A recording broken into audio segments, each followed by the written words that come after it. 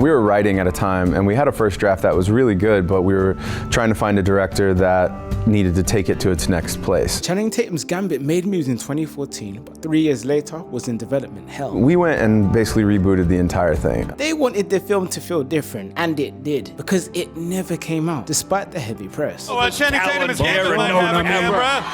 Here we are. Sorry, I couldn't help myself. The MCU was heating up and the hero fandom was growing. Why did this film crash and burn? We were making a movie and we were trying to make a movie different. Then when Disney acquired Fox in 2019, the film was cancelled for good. So what happened in those 6 years? See, we got our first live action introduction to Gambit in X-Men Origins Wolverine. So what brings you to our fair city, sir?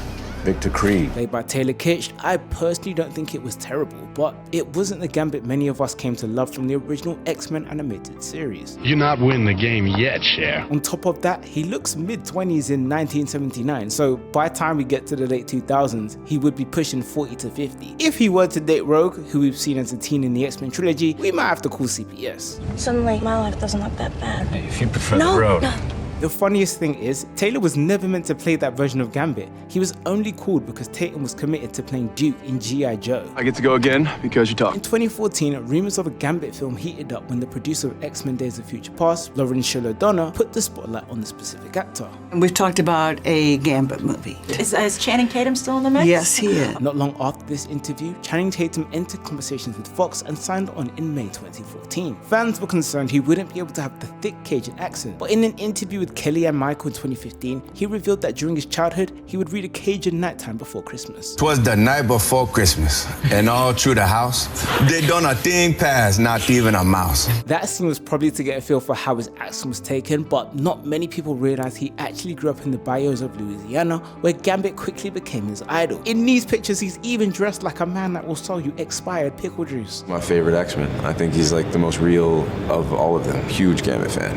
It's the only real comic that I own. Tatum knew the task ahead of him was long and tough. Like a serious Cajun accent. I don't know if you've heard a Cajun accent, but we're gonna have to have subtitles at some time. From 2014, the film underwent several rewrites, with 3 directors attached dropping out at various points, the most promising being Doug Liman, famous for the Bourne films and Mr. and Mrs. Smith. How was Atlanta? Had a few problems ourselves. Some figures didn't add up. In 2017, Channing Tatum updated the world on the film's progress. We were writing at a time and we had a first draft that was really good, but we were trying to find a director that needed to take it to its next place. Another director that was lined up to bring life to the kinetic card shuffler was Rise of the Planet of the Apes director Rupert Wyatt, which could be an indicator of the complex themes the story would have. Take your stinking paw off me, you damn dirty ape!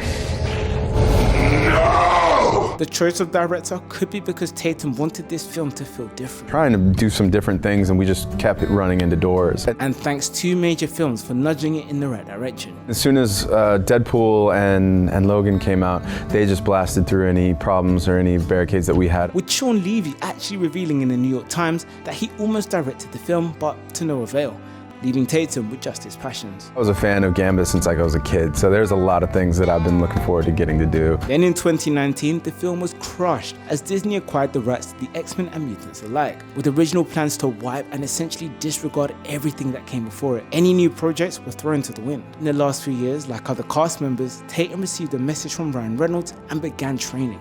Let's take a look.